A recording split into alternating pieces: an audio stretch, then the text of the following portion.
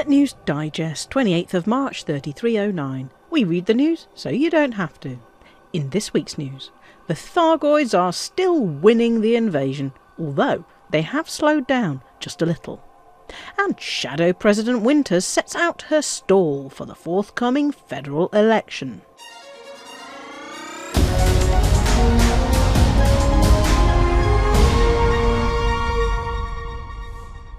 Humanity may not yet be winning the war against the Thargoids, but at least the Thargoids are expanding their sphere of influence slightly more slowly, according to data released by the Defense Council of Humanity. The number of systems controlled by Thargoids has been increasing by around 70 per week, but for the past 2 weeks the Thargoids have been taking less interest in uninhabited systems, and it may be this that's led to the slowdown. While the number of systems cleared of Thargoids has increased from an average of 10 per week up to 20, there are still more systems falling under Thargoid invasion and control than can be cleared.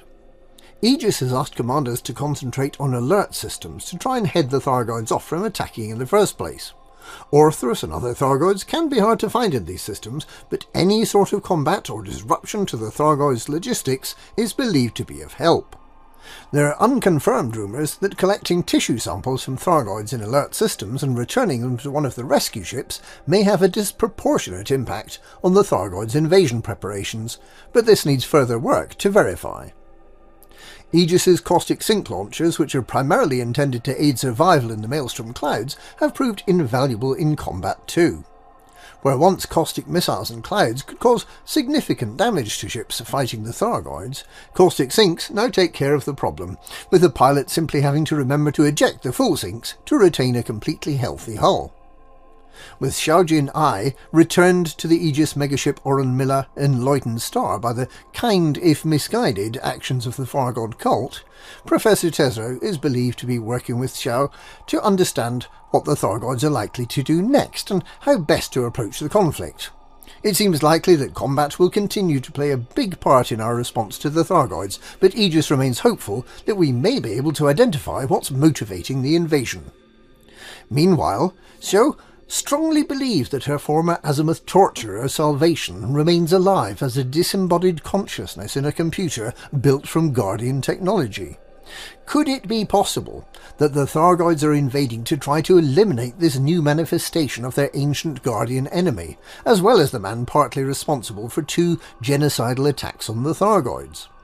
Perhaps, if Salvation and Azimuth Biotech can be eliminated, the Thargoid invasion will end. Would that be a price worth paying for peace?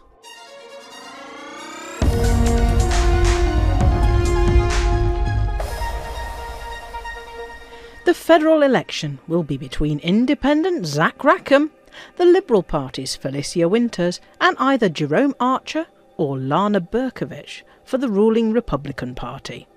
The Republicans are in the middle of their caucus race, which is a bit like a CQC battle, only nastier and with political promises instead of weapons.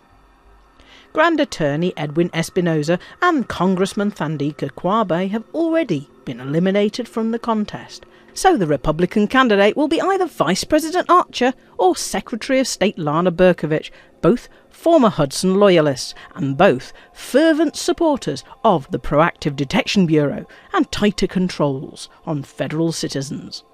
It's the draconian restrictions on civil rights that have been the Republicans' least popular policy, and it's no surprise that the Liberal Party candidate, Felicia Winters, has vowed to shut down the PDB on her first day in office.